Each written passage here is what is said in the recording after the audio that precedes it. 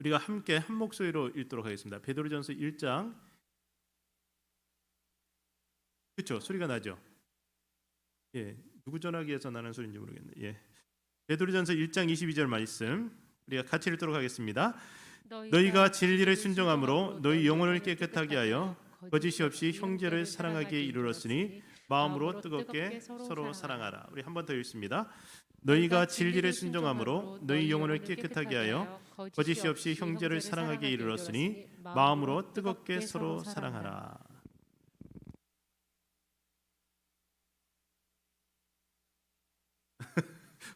어떤 분 전화기가 크게 켜져 있는 것 같은데. 재밌습니다. 이러다가 이게 제 전화기면 이거 참 재밌는데 제 전화기 분명히 아닌 것 같은데. 예, 제 전화기는 아니에요. 예, 감사합니다. 여러분, 사랑에 빠진 사람들을 가리켜서 흔히 눈에 콩깍지 씌었다 그런 말들을 합니다. 눈에 콩깍지 씌었다. 여러분들 결혼하실 때 눈에 콩깍지 씌어서 결혼하신 분들이 꽤 많을 거예요. 근데 이렇게 콩깍지 씌어서 결혼하시고 콩깍지 씌어갖고 어떤 사랑에 빠지신 분들이 얼마 지나지 않아서 콩깍지가 벗겨지면 한결같이 하는 소리가 있습니다. 그게 뭡니까? 여러분 들어보셨죠? 특히 남편분들 다 들어보셨을 것 같은데 뭐라 그럽니까? 아내분들이 내가 미쳤지 그럽니다. 그러니까 콩깍지 씌웠을 때 제정신 아니었다는 거예요. 내가 미쳐서 이 사람하고 결혼했다 그런 얘기죠. 근데 결혼에 이르는 대부분의 남녀가 바로 그렇게 미쳐서 결혼하게 됩니다. 그러니까 제정신으로는 결혼이 안 되죠. 어떻게 평생 한 남자 한 여자만 바라보고 살겠다 그런 결심을 할 수 있겠습니까? 그러니까 결혼 생활이 사실 수많은 어려움들, 좀 더 진지하게 생각해 본다면 이게 그렇게 쉽게 결정할 수 있는 부분이 아닌데, 물론 쉽게 결정한 건 아니에요. 그런데 그런 결단 자체가 이게 보통 일이 아니라는 겁니다. 이게 좀 봐도 되는데 소리가 예? 스피커에서 나와요?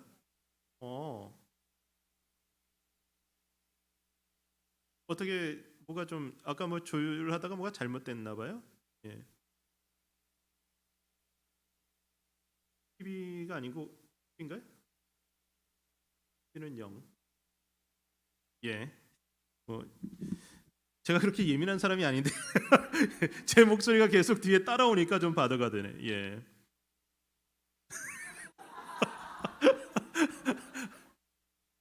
이게 예. 좀 더 둔감해지도록 노력해 보겠습니다. 예.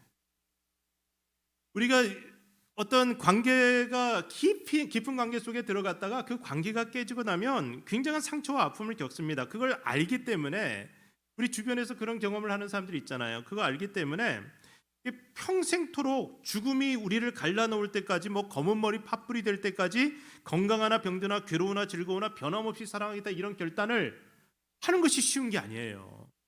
그러니까 제정신으로 이루어지는 것이 안 된다는 거죠. 어떻게 우리가 이렇게 말도 안 되는 결단을 할 수 있게 되는 걸까? 이게 단순히 서로에게 흥미를 느끼고 좋아하는 수준을 넘어서 평생도록 함께 하겠다는 사랑은 사실 사랑하겠다는 결단으로부터 시작됩니다. 그냥 갑자기 뭐 이렇게 좋아진 것 같지만요, 어느 순간에 우리는 결단을 했어요. 그러니까 진정한 관계의 시작은 헌신으로부터 이루어지는데, 사랑하겠다는 그 결단이 바로 헌신을 가능하게 만드는 능력으로 나타나게 됩니다. 예수님이 제자들을 부르셨을 때에도요, 예수님이 먼저 그 관계를 위해서 자신을 헌신하셨습니다. 제자들은 그 부름에 응답함으로 예수님과의 관계에 헌신한 것입니다. 그래서 사랑은 그런 식으로 시작이 된 겁니다. 주님은 사랑이 그냥 다가오기를 기다린 것이 아니라 사랑할 대상을 선택했고요, 그리고 그를 사랑하기로 결단하고 적극적으로 관계를 형성하셨습니다. 그러니까 누구와 사랑의 관계로 들어갈지를 선택하고 또 응답하는 것은 내가 살아온 삶과 성품의 결과입니다. 그러니까 어느 순간에 내가 그 사람과 사랑하기를 선택하는 것, 이때까지 내가 살아오면서 내가 경험했던 여러 경험들, 그리고 내가 이 훈련되어진 것, 나의 성품들, 인격들, 이런 것들이 최종적으로 어떤 그런 결단을 하게 만든다는 거죠. 그러니까 세상은 우리에게 왕이 되라고 부추기는데, 주님의 가르침은 사랑하기로 선택한 사람을 위해서 스스로 종이 되고 섬기고 희생하는 것입니다. 우리가 사랑에 들어갈 때는 바로 이런 결단으로 들어가야지 사랑에 실패하지 않습니다. 여러분, 결혼 서약도 그렇잖아요. 내가 서로를 우리 결혼하면서 그렇잖아요. 서로를 이용해 먹겠다가 아니라 서로를 위해 희생하고 헌신하겠다는 것이 서약의 내용입니다. 그때 그 순간의 결단으로 돌아가야지만 우리가 계속해서 마음으로 뜨겁게 서로 사랑하며 살아갈 수 있는데 우린 그때의 결단을 좀 잊어버리는 것 같아요. 그래서 상대방이 나를 서운하게 하면은 그 순간에 그 결단을 잊어버리고 그냥 미쳤지 하면서 그냥 속상해하고 그리고 사랑이 식어져 버리는 겁니다. 여러분은 어떤 사랑을 하기 원하십니까? 제가 여러분에게 여쭤보겠습니다. 가식으로 차갑게 아니면 진심으로 뜨겁게 어떤 사랑을 원하십니까? 가식으로 차갑게 이거 원하시는 사람들은 없을 거예요. 그러니까 누구나 진심으로 뜨겁게 사랑하기를 원하는데 예수님 믿는 사람이라면 누구나 이렇게 사랑할 능력을 받게 됩니다. 그러니까 오늘의 본문을 우리 다시 읽어보겠습니다. 베드로전서 1장 22절 읽어볼까요? 너희가 진리를 순종함으로 너희 영혼을 깨끗하게 하여 거짓이 없이 형제를 사랑하기 이르렀으니 마음으로 뜨겁게 서로 사랑하라. 자, 너희가 진리를 순종함으로 너희 영혼을 깨끗하게 하여서 거짓이 없이 형제를 사랑하기 이르렀다. 그러니까 거짓 없이 형제를 사랑하기 이르는 이유가 뭐냐면 그러니까 진심으로 형제를 사랑할 수 있는 이 마음을 갖게 된 이유가 뭐냐면 바로 진리에 순종하여서 우리 영혼이 깨끗해졌기 때문에 그래서 우리가 거짓 없이 형제를 사랑할 수 있는 그런 수준에 이르게 됐다는 겁니다.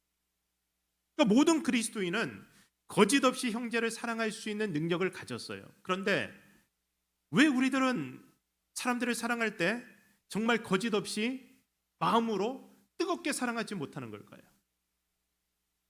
우리가 진리신 예수 그리스도를 우리의 구주와 주인으로 영접하여서 하나님 자녀가 되었습니다.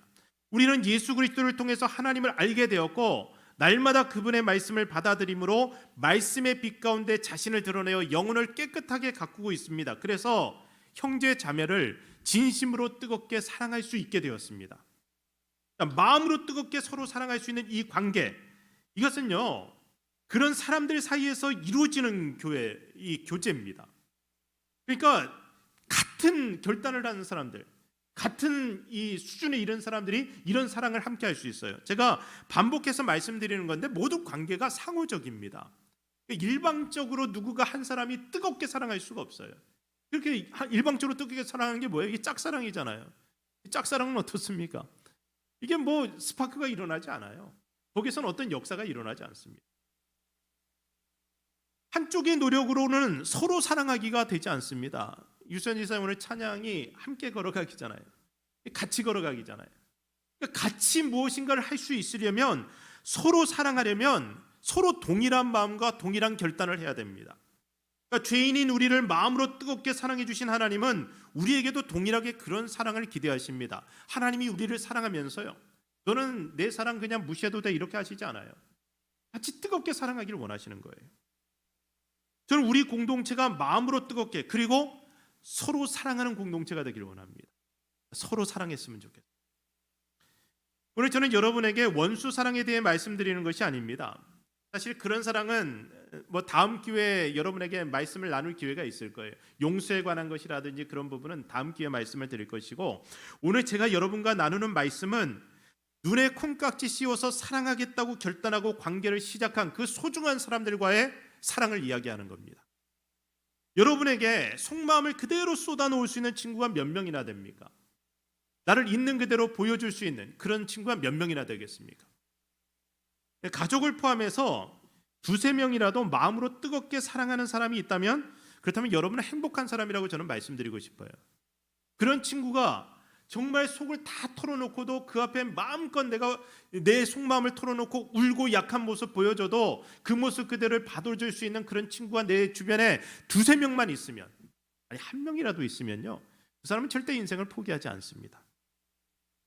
저는 오늘 여러분이 그런 소중한 사람들을 생각하면서 여러분들이 결혼식 때의 서약처럼 검은 머리 팥불이 되도록 괴로우나 즐거우나 아플 때나 건강할 때나 끝까지 사랑하겠다고 다시 한번 서로 결단하고 정직한 사랑의 관계로 들어갈 수 있기를 바랍니다. 사랑이 단순히 가슴 절절하고 따뜻하고 기분 좋은 그런 감정의 수준에 머물지 않습니다. 사랑이란 그런 정도의 수준이 아니에요. 사랑은 사랑을 하는 이는 물론이고 그 사랑을 받는 이에게도 가슴 아프고 속이 상하는 고통을 주기도 합니다. 그래서 사랑을 시작하면요, 그 순간부터 우리는 고통을 경험하게 돼요. 누군가를 진심으로 사랑하게 될 때, 뜨겁게 사랑하게 될 때, 여러분, 사랑하지 않는 사람의 고통은 나에게 고통이 되지 않는데 내가 사랑하는 사람의 고통은 나에게 너무나 큰 고통이 됩니다. 우리가 누군가를 사랑할 때 그 대상이 동물이어도 그래요.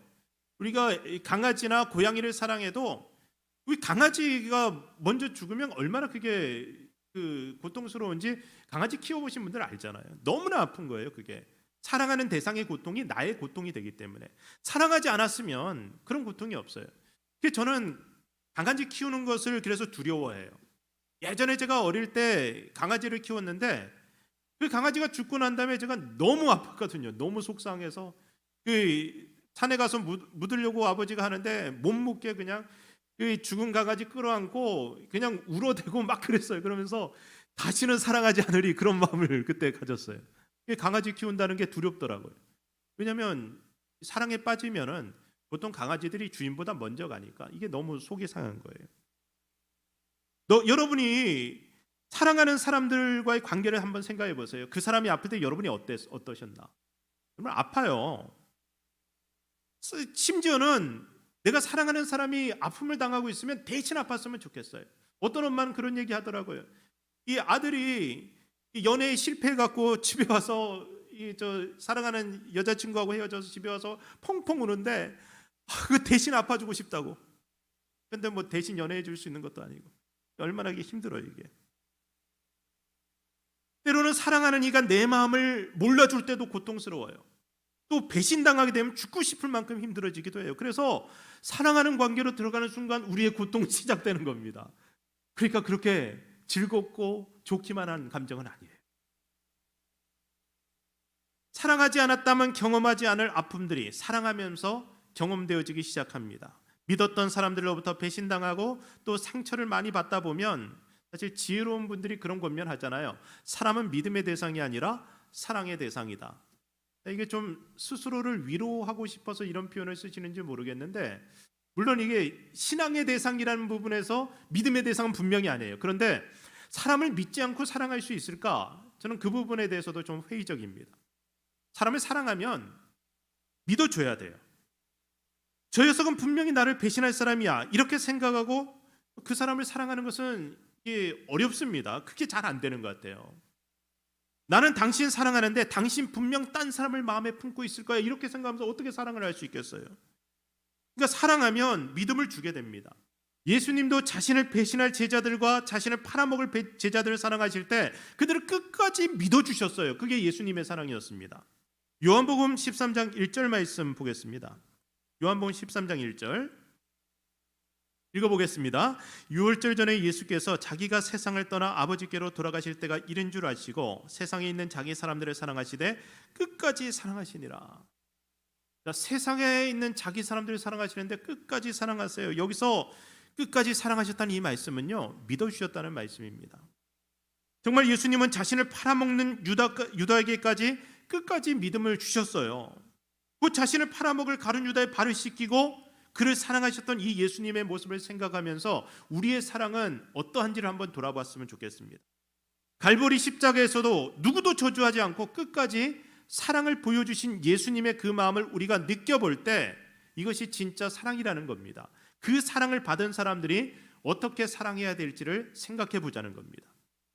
자신을 배신했던 제자들을 부활 후에 다시 찾아가셨고 그들을 사랑으로 회복시키셨고 그들에게 다시 세계 복음화의 사명을 맡기셨습니다.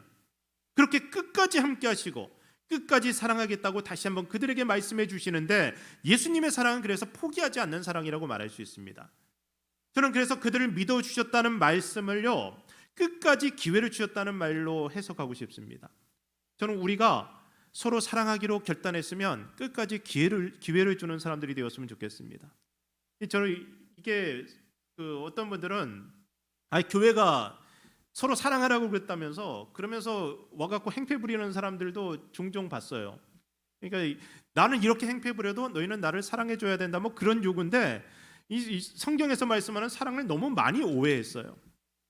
사랑에는 반드시 공의가 따릅니다. 그러니까 하나님의 공의와 사랑은 항상 함께 가요.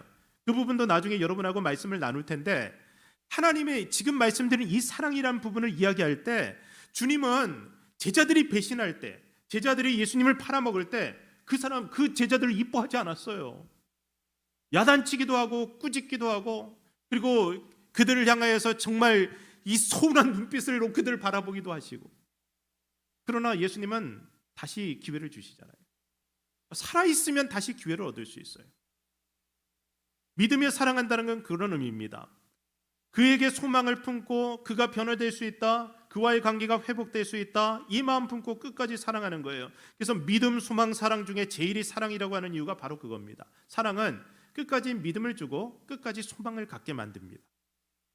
주님은 사랑하기로 작정한 사람들을 완전히 믿어버리셨습니다. 그리고 그들을 끝까지 사랑하시는데, 사실 배신당하는 아픔보다 배신하는 제자의 아픔을 예수님은 더 먼저 생각하셨던 것 같습니다.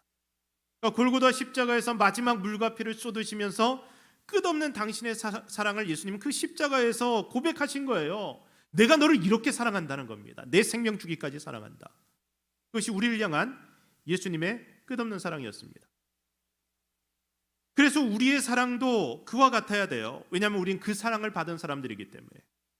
배신받고 상처받아도 저주하지 않고 축복하는 사람, 언제든 잘못했다 용서 구하고 돌아오면 뜨겁게 끌어안고 회복시켜 줄 수 있는 그런 사랑, 우리가 이런 사랑을 받았기 때문에 우리에게는 이런 사랑으로 서로를 사랑할 수 있는 능력이 있는 겁니다. 저는 계속 교회 공동체는 이렇게 사랑하는 공동체라고 믿어요. 여러분들과의 관계, 저와의 관계, 여러분 서로의 관계가 이렇게 맺어진 관계라는 겁니다. 그래서 그리스도인들의 이별은 아름답습니다. 여러분, 그리스도인들이라고 해서요, 이 관계가 항상 좋을 수는 없어요. 서로 사랑하기로 결단하고 그래서 사랑의 관계로 들어왔지만 다양한 이유로 그 관계가 깨지기도 하고 이별하기도 합니다. 그런데 그럼에도 불구하고 사랑했던 관계라면 축복하며 헤어지는 것이 바로 사랑했던 관계예요. 그게 진짜 사랑했던 사람들은 그렇습니다.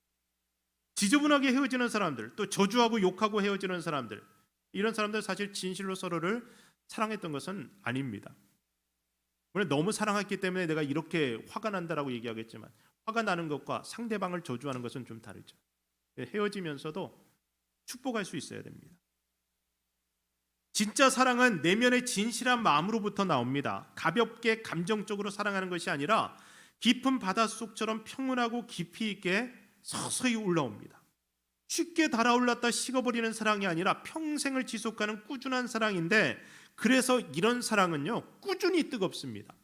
그러니까 뜨겁게 사랑하라고 할 때 순간적으로 뜨겁게 달아올라서 사랑하라는 것이 아니고요, 꾸준히 뜨겁게 사랑하라는 겁니다. 그러니까 뭔가 뜨거움이 우리 속에 계속 있는 거예요.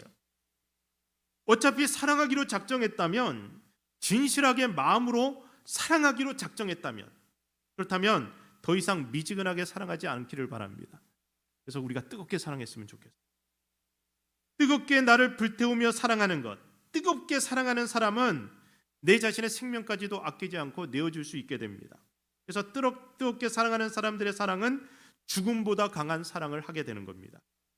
주님이 우리를 사랑하신 사랑이 그랬죠? 너무 뜨겁게 사랑하셔서 죄인인 우리를 대신하여서 당신의 생명을 내어주셨습니다. 요한일서 3장 16절이 우리가 받은 사랑에 대해서 증거합니다. 요한일서 3장 16절 읽어보겠습니다. 그가 우리를 위하여 목숨을 버리셨으니 우리가 이로써 사랑을 알고 우리도 형제들을 위하여 목숨을 버리는 것이 마땅하니라. 자, 여러분은 사랑을 어떻게 알게 되셨습니까? 여러분이 받은 사랑으로 그 사랑을 알게 되셨어요. 그러니까 우리가 부모로부터 받은 사랑, 이웃으로부터 받은 사랑을 통해서 우리가 사랑을 배워왔지만, 우리가 받은 사랑의 근본적인 사랑은 무엇이냐면 예수 그리스도께서 우리를 위하여 목숨을 버리신 그 사랑을 받았기 때문에 이것으로 우리가 사랑이 무엇인지를 알게 되었습니다. 그 사랑을 받았기 때문에. 그래서 우리 속에는 뜨거운 사랑이 있어요. 그리스도인들에게 그것이 있어요. 그 사랑 체험했기 때문에 사랑할 수 있는 능력이 생겼고, 그 사랑으로 우리는 우리의 배우자를, 형제를, 자매를 사랑할 수 있게 되었습니다. 오늘 우리가 읽은 말씀은 그 사랑을 받은 사람들에게 주어진 명령입니다. 이 말씀은 우리에게 멀리 있는 사람을 사랑하라는 것도 원수를 사랑하는 것도 아니고, 바로 내가 내 곁에 있는, 내가 마땅히 사랑해야 될 사람, 이전에 사랑하기로 결단했던 그 사람을 다시 한번 뜨겁게 서로 사랑하라는 그런 말씀입니다. 여러분, 그렇게 사랑하고 싶지 않아요? 여러분의 남편, 아내 그렇게 다시 한번 뜨겁게 서로 사랑하고 싶지 않습니까? 여러분의 형제 자매들 정말 좋았던 그 관계 다시 회복해서 이전처럼 뜨겁게 서로 사랑하고 싶지 않습니까? 여러분, 그렇게 사랑하기를 결단하라는 거예요. 지난번에 말씀드렸던 것처럼 사랑 결단하는 그 순간부터 갑자기 우리 속에서 이 꺼져 있던 불씨가 살아나듯이 확 불타오르는 게 있습니다. 그래서 결단해야 돼요. 우리 왜 결혼 서약을 왜 그렇게 하는지 아십니까? 결단하라는 거예요. 여러분이 매 순간 그 헌신의 결단을 또 하는 거예요. 또 하는 거. 여러분, 오늘 이제 집에 가셔서, 여기선 좀 쑥스러우니까 집에 가셔서 여러분 배우자끼리 손 한번 꼭 잡고 그런 결단을 한번 해보세요. 내가 검은 머리 파뿌리 이미 파뿌리 되셨구나. 내가 죽을 때까지 내 마음으로 뜨겁게 당신을 사랑하겠다. 한번 결단하는 거예요. 손 한번 꼭 잡고 꼭 안아주면서. 그러면 상대방이 뭐라고 할까요? 미쳤지, 그럴 거 아니에요. 그럼 미쳤잖아요. 우리는 다시 한번 미쳐보는 거예요. 아울러 저는 우리 공동체가 이런 사랑으로 충만해지기를 바랍니다. 우리가 서로 다시 이 사랑으로 사랑할 수 있었으면 좋겠습니다. 우리가 시온교회 성도로 만났다는 사실만으로도 우리는 마음으로 뜨겁게 서로를 사랑할 수 있는 사람이 되었습니다. 그러니까 우리의 모임이 세상 이야기로 웃고 떠들다 파하는 모임이 아니라 말씀의 진리 앞에 정직해져서 서로 가면 벗은 모습으로 만나 서로의 아픔을 보듬고 용서를 구하고 용서하고 울고 웃고 행복해지는 진짜 사랑의 모임이 되기를 저는 원해요. 그런 모임이어야지 세상에 하나님의 거룩한 능력을 나타낼 수 있지 않겠습니까? 그러기 위해서 가장 중요한 것이 정직함입니다. 정직함. 그러니까 성내는 사람들의 내면에는요, 두려워하는 어린아이가 숨겨져 있다고 합니다. 그 모습이 드러나면 무시당할까 봐 더 강하게 행동하는데, 있는 그대로 받아들여지는 안전한 모임 속에서는 내 자신의 연약한 모습, 그 어린아이 같은 모습을 드러낼 수 있게 됩니다. 그래서 있는 그들의 모습을 드러내게 되는 그 순간 신기한 일들이 일어나는데, 바로 치유와 이 회복의 은혜들이 그 순간에 일어나요. 근데 우리가 그렇게 서로 관계 속에서 안전하다는 보장이 없잖아요. 그러다 보니까 자꾸 가면을 써요. 우리 만남 속에서 예수님 우리에게 마음으로 뜨겁게 서로 사랑하라고 했는데, 이 가식으로 차갑게 그냥 대충대충 사랑하고 그냥 지나가는 거예요.